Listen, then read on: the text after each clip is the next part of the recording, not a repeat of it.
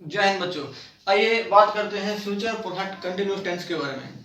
Future perfect continuous tense उस tense को कहते हैं जिसमें क्रिया पूरी भी होगी और कंटिन्यू चल भी रही होगी।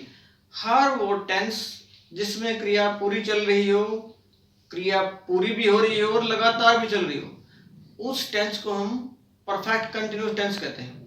जैसे हमने प्रेजेंट परफेक्ट कंटिन्यूअस टेंस में पढ़ा था, पास्ट परफेक्ट कंटिन्यूअस टेंस में पढ़ा था, ठीक ऐसे ही यहाँ पर भी वो टेंस जिसमें कोई क्रिया पूरी भी होती हो, साथ ही साथ लगातार चल भी रही हो, उस टेंस को हम परफेक्ट कंटिन्यूअस टेंस कहते हैं। और हमारे यहाँ पे है future perfect continuous tense.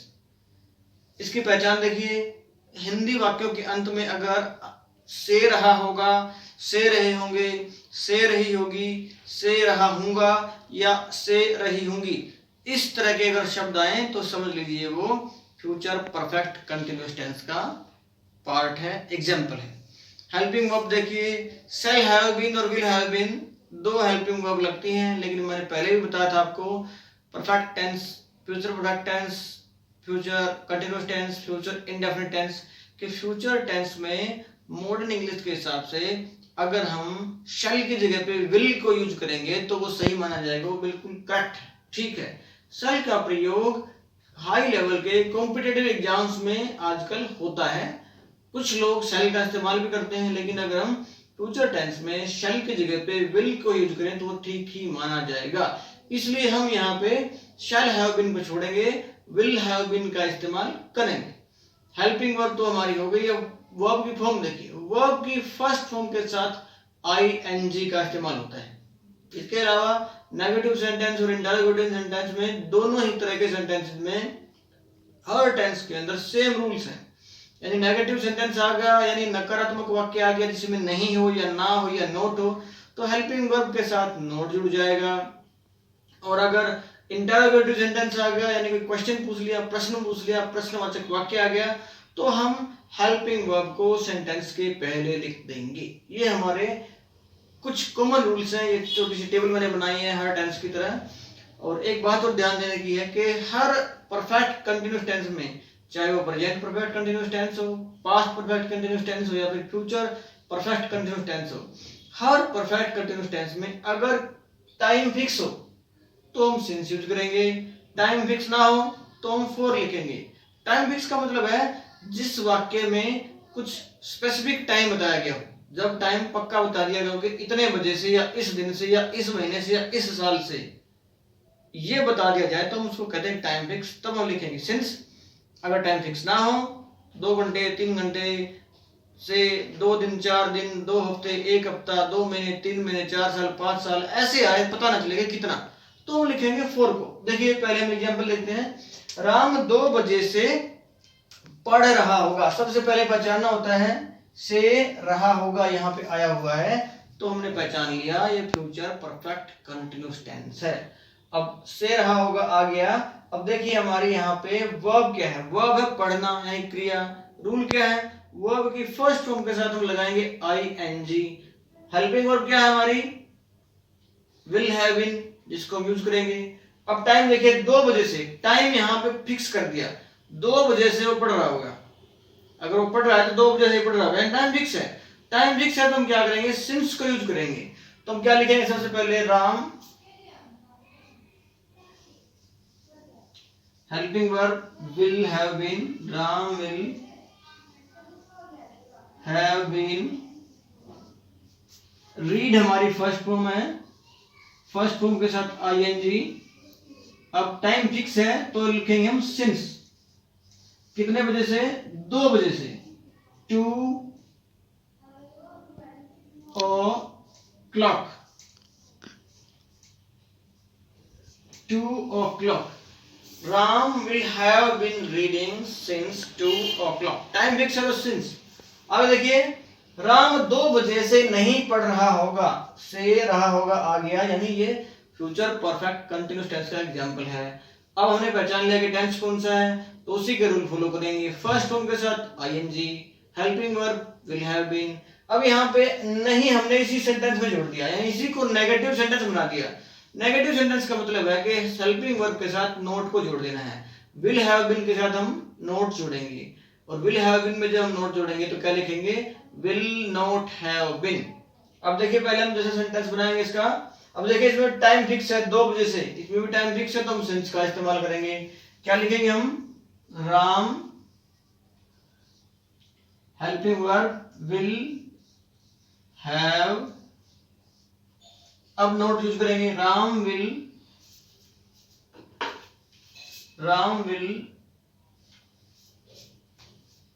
Note यहां पे आएगा, Ram will not have been reading. Read हमारी फर्स्ट फॉर्म है, फर्स्ट फॉर्म के साथ लगा देंगे आईएनजी। सिंस यूज करेंगे हम क्योंकि टाइम बिल्कुल फिक्स है 2:00। Ram will not have been reading since 2:00। Not यानी नेगेटिव सेंटेंस होने की वजह से हमने हेल्पिंग वर्ब के साथ नॉट जोड़ दिया, फर्स्ट फॉर्म के साथ आईएनजी। टाइम फिक्स होने की वजह से हम जोड़ देंगे सिंस। आगे देखिए, क्या राम 2 बजे से नहीं पढ़ रहा होगा। हमने पहचान लिया पहली बात तो कि ये present perfect future perfect continuous tense का एग्जांपल है। दूसरा, इसमें टाइम फिक्स भी है यानी हम सिंस लगाएंगे, हेल्पिंग वर्ब लगेगी हमारी विल हैव बीन। अब इसमें नोट भी आ गया यानी नेगेटिव सेंटेंस भी हो गया, नकारात्मक वाक्य भी हो गया, यानी हम हेल्पिंग वर्ब के साथ नोट जोड़ देंगे। इसके अलावा ये क्वेश्चन पूछ लिया, इसमें इंटरोगेटिव सेंटेंस है, प्रश्नवाचक वाक्य है, तो हम हेल्पिंग वर्ब को पहले लिखेंगे। तो देखिए सबसे पहले क्योंकि क्वेश्चन पूछा गया, इसमें इंटरोगेटिव सेंटेंस है तो हेल्पिंग वर्ब लिखेंगे हम पहले, तो will Abraham not have been, अब first form read plus ING reading since, क्योंकि टाइम बिल्कुल फिक्स है 2 बजे 2:00। Question mark, will Ram not have been reading since 2:00। Question पूछा गया यानी इंटरोगेटिव सेंटेंस है तो हेल्पिंग वर्ब पहले, फिर सब्जेक्ट यानी काम को करने वाला करता, नोट यहां जोड़ देंगे हम, नॉट हैव बीन हो जाएगा। रीड फर्स्ट फॉर्म है, इसके साथ जुड़ना है इसमें आईएनजी। सिंस इसलिए आएगा क्योंकि टाइम बिल्कुल फिक्स है 2 बजे, पता है हमने भी किस टाइम से, जब टाइम बिल्कुल फिक्स हो, हमें पता रहे 100% हम श्योर हो जाएं कि वो दिन कौन सा था या फिर वो महीना कौन सा था या फिर वो साल कौन सी थी या फिर कितने बजे थे, तो उस टाइम को हम फिक्स कहते हैं और उसमें हम सिंस यूज करते हैं। आगे देखिए, वंस 3 घंटे से लिख रहा होगा, पहले तो हमने पहचान लिया से रहा होगा, आगे यानी फ्यूचर परफेक्ट कंटिन्यूअस टेंस है। अब 3 घंटे का टाइम है, हमें पता नहीं है कि कौन से 3 घंटे, यानी 3 घंटे फिक्स नहीं है, ऐसे में हम यहाँ पे सिंस नहीं यूज करेंगे बल्कि फॉर को यूज करेंगे। Helping verb will have been, first form plus ING. Once सबसे पहले लिखेंगे हम वंस, अब helping verb will have been, लिखना राइट, राइट हमारी वर्ब है, फर्स्ट फॉर्म है राइट, RIWRITE राइट होता है, लेकिन जब हम आईएनजी जोड़ेंगे तो ई हट जाएगा। Once will have been writing for, क्योंकि टाइम फिक्स नहीं है, 3 घंटे कौन से हमें पता नहीं है, इसलिए हम लिखेंगे यहाँ पे for 3 hours। Once will have been writing for 3 hours. Time is not fixed here, so we will write here since, not since, for we will use here, हम यहाँ पे for को लिखेंगे, since को यूज नहीं करेंगे। आगे देखिए, क्या वंस 3 घंटे से लिख रहा होगा, पहले तो हमने पहचान लिया, से रहा होगा आ गया, यानी तो फ्यूचर परफेक्ट कंटिन्यूअस टेंस का एग्जांपल है। अब हमने देखा कि टाइम फिक्स है कि नहीं, 3 घंटे हैं, फिक्स नहीं है टाइम, यानी हम 4 लिखेंगे। क्या आ गया, यानी इंटरोगेटिव सेंटेंस है, तो हम क्या करेंगे, हेल्पिंग वर्ब को पहले लिख देंगे, तो विल, अब वंस हैव बीन, राइट हमारी फर्स्ट फॉर्म है, first form plus ING. Write की स्पेलिंग होती है WRITE, लेकिन जब हम आईएनजी जोड़ेंगे तो ई हट जाएगी, राइटिंग हो जाएगा। Will once have been writing for, क्योंकि 3 घंटे, कौन से 3 घंटे हैं, टाइम फिक्स नहीं है, इसीलिए हम यहाँ पे सिंस यूज करेंगे।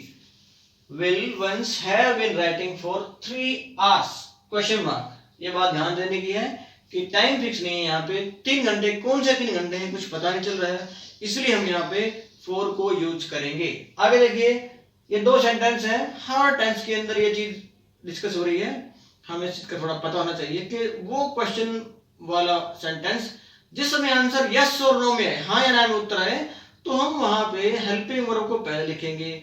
जैसे क्या तुम लिख रहे होगे, क्या तुम, यहां पे हम टाइम और जोड़ देते हैं, क्या तुम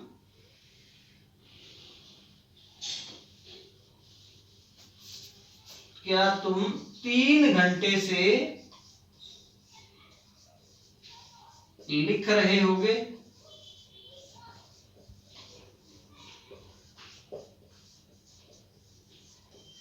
क्या तुम 3 घंटे से लिख रहे होगे। अब सबसे पहले हमने पहचान लिया, से रहे होगे आ गया, यानी फ्यूचर परफेक्ट कंटिन्यूअस टेंस का एग्जांपल है।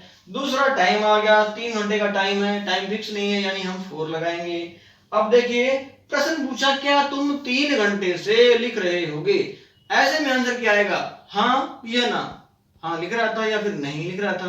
तो ऐसे में हम सिंपली हेल्पिंग वर्ब को पहले लिखेंगे। हम क्या लिखेंगे यहाँ पे हेल्पिंग वर्ब को, will you have been writing for 3 hours, क्योंकि टाइम फिक्स नहीं है, 3 घंटे कौन से हैं, इसलिए हम लिखेंगे यहाँ पे 4। अब देखिए, एक और वाक्य है, जैसा हम हर टेंस में बात करते हैं, तुम 3 घंटे से